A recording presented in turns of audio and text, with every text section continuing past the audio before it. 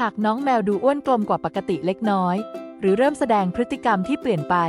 คุณอาจสงสัยว่าน้องกำลังตั้งท้องอยู่หรือไม่แน่นอนว่าลูกแมวแรกเกิดนั้นเป็นอะไรที่น่ารักจนยากเกินต้านทานแต่การดูแลลูกแมวนั้นก็เป็นงานหนักเช่นกัน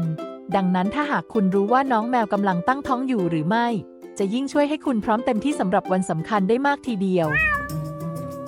แมวที่ตั้งท้องต้องการการดูแลเป็นพิเศษรวมถึงอาหารที่ดีต่อสุขภาพและเหมาะสมสถานที่ที่เหมาะสมในการคลอดและการตรวจโดยสัตวแพทย์อย่างต่อเนื่องเพื่อให้แมวและลูกๆของเธอปลอดภัยอาหารแมวที่ถูกต้องเป็นสิ่งสำคัญอย่างยิ่งแมวตั้งท้องต้องการสารอาหารที่เหมาะสมเพื่อให้สามารถตั้งครรภ์อย่างแข็งแรงและให้สารอาหารแก่ลูกแมวทั้งก่อนและหลังคลอดรวมถึงยังต้องการสารอาหารที่สมดุลเพื่อให้แน่ใจว่าเธอแข็งแรงเพียงพอสำหรับการคลอดบุตรทำความเข้าใจเกี่ยวกับวัฏจักรการติดสัตว์หากแมวตัวเมียไม่ได้ทำหมันแมวตัวเมียจะติดสัตว์ปีละหลายครั้งซึ่งหมายความว่าพวกมันมีวัฏจักรหลายรอบในแต่ละฤดูผสมพันธุ์ฤดูผสมพันธุ์ของแมวโดยทั่วไปอาจแตกต่างกันไปตามปัจจัยด้านสิ่งแวดล้อมและภูมิศาสตร์แมวที่อาศัยอยู่ในบ้านหรือในพื้นที่เขตร้อนอาจติดสัตว์ตลอดทั้งปีวงรอบการเป็นสัตว์ในแมวมักอยู่ระหว่าง 1-6 สัปดาห์โดยแต่ละรอบจะยาวประมาณ3สัปดาห์ช่วงเวลานั้นกินเวลาเฉลี่ย6วันหากการผสมพันธุ์เกิดขึ้นมันจะตั้งท้องได้แมวตั้งท้องนานแค่ไหนคุณจะต้องรอนานแค่ไหนถึงจะได้เห็นลูกแมวน้อยน่ารักขนปุกปุยเกิดใหม่ของคุณการตั้งท้องของแมวโดยทั่วไปจะอยู่ที่ 63-65 วันหรือประมาณ9สัปดาห์แต่ไม่ใช่เรื่องผิดปกติที่ลูกแมวจะเกิดหลังจากอายุครรภ์เพียง58วันหรือช้ากว่าอายุครรภ์70วันสัญญาณของการตั้งครรภ์ในแมวพฤติกรรมที่เปลี่ยนไป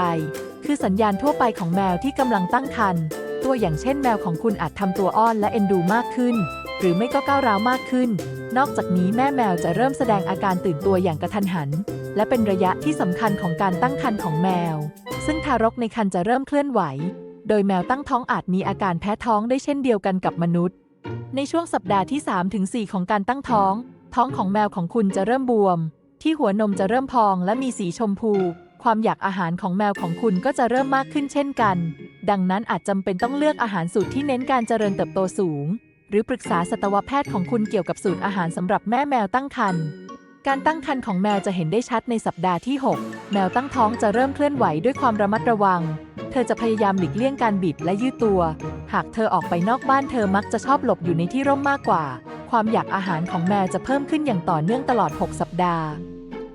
นอกจากพฤติกรรมเหล่านี้แล้วเธอจะเริ่มค้นหาสถานที่ปลอดภัยในการคลอดลูกดังนั้นจึงแนะนำให้เลี้ยงแมวในบ้านเพื่อให้แน่ใจว่าแมวจะไม่ทำรังนอกบ้านเมื่อท้องของแม่แมวโตขึ้นควรให้ปริมาณอาหารต่อมื้อน้อยลงแต่บ่อยขึ้นในช่วงนี้ควรให้อาหารสูตรสำหรับแมวตั้งท้องระยะการตั้งครรภ์แมวมีระยะตั้งท้อง5ระยะซึ่งแต่ละระยะจะมีอาการเฉพาะที่สามารถบอกให้คุณทราบได้เมื่อแมวของคุณใกล้คลอด 1. การปฏิสนธิโดยปกติแล้วลูกแมวจะโตเต็มที่หลังจาก6เดือนแม้ว่าบางตัวอาจใช้เวลานานถึง12เดือนเมื่อลูกแมวของคุณถึงวัยเจริญพันธุ์มันจะเริ่มผ่านวงจรติดสัตว์และสามารถตั้งท้องได้ 2. ช่วงเริ่มต้นหลังจากปฏิสนธิแล้วระยะเวลา4สัปดาห์ของการตั้งท้องเป็นช่วงระยะแรกในช่วงระยะแรกนี้คุณอาจสังเกตเห็นการเปลี่ยนแปลงในร่างกายและพฤติกรรมของแมวรวมถึงน้ำหนักลดอาการแพ้ท้องและเบื่ออาหารเนื่องจากอาการคลื่นไส้ในสัปดาห์ที่ 2แม่แมวจะเริ่มมีหัวนมสีชมพูที่บวมและไวต่อการสัมผัสในสัปดาห์ที่ 3คุณอาจคลำเจอก้อนในช่องท้องของแมวได้ในขณะที่ลูกแมวกำลังเติบโตระยะนี้สัตวแพทย์สามารถอัลตราซาวด์เพื่อตรวจพบลูกแมวได้ตั้งแต่ 3-4 สัปดาห์หลังการปฏิสนธิ 3. ระยะกลางหลังจากที่แมวของคุณผ่านช่วงระยะแรกของการตั้งท้องแล้วน้ำหนักของน้องแมวจะเริ่มเพิ่มขึ้นอย่างเห็นได้ชัดการเอ็กซเรย์ช่องท้องจะช่วยให้เห็นชัดเจนว่ามีลูกแมวอยู่จำนวนเท่าใด 4. ก่อนคลอดเรียกอีกอย่างว่าระยะทำรังซึ่งเป็นช่วงที่แมวของคุณจะเริ่มมองหาสถานที่อบอุ่นเพื่อคลอดลูกระยะก่อนคลอดมักจะเริ่ม1สัปดาห์ก่อนคลอดและคุณอาจสังเกตเห็นสัญญาณหลายอย่างเช่นน้ำนมหยดบริเวณหัวนมเบื่ออาหารและอุณหภูมิทางทวารหนักลดลง 5. ระยะคลอดนี่คือขั้นตอนสุดท้ายของการตั้งท้องของแมวลักษณะเด่นคือแมวเลียท้องและอวัยวะเพศซึ่งจะกระตุ้นการคลอดสิ่งที่อาจเกิดขึ้นได้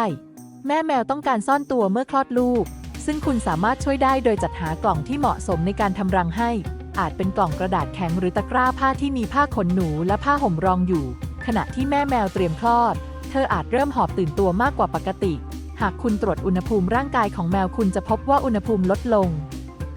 และคุณอาจเห็นว่าหัวนมของแมวมีขนาดใหญ่ขึ้นสีชมพูขึ้นหรือเข้มขึ้นในช่วงก่อนคลอดคุณอาจเห็นเลือดหรือของเหลวอื่นๆหากน้องแมวดูอ้วนกลมกว่าปกติเล็กน้อยหรือเริ่มแสดงพฤติกรรมที่เปลี่ยนไป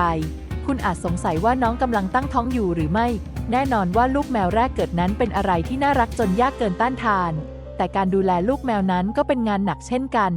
ดังนั้นถ้าหากคุณรู้ว่าน้องแมวกำลังตั้งท้องอยู่หรือไม่จะยิ่งช่วยให้คุณพร้อมเต็มที่สำหรับวันสำคัญได้มากทีเดียววิธีเดียวที่จะป้องกันไม่ให้แมวตั้งท้องได้คือทำหมันหากแมวของคุณเกิดตั้งท้องแล้วคุณต้องเตรียมตัวในการดูแลแม่แมวและลูกแมวที่กำลังเติบโตอย่างเหมาะสมปรึกษาสัตวแพทย์ของคุณเกี่ยวกับความต้องการทางโภชนาการของแมวที่เปลี่ยนแปลงไปและหากจำเป็นต้องปรับเปลี่ยนอาหารเพื่อให้แน่ใจว่าแมวได้รับสารอาหารที่ต้องการครบถ้วนติดตามดูพัฒนาการของแมวของคุณตลอดระยะการคลอดเพื่อการเตรียมการที่เหมาะสม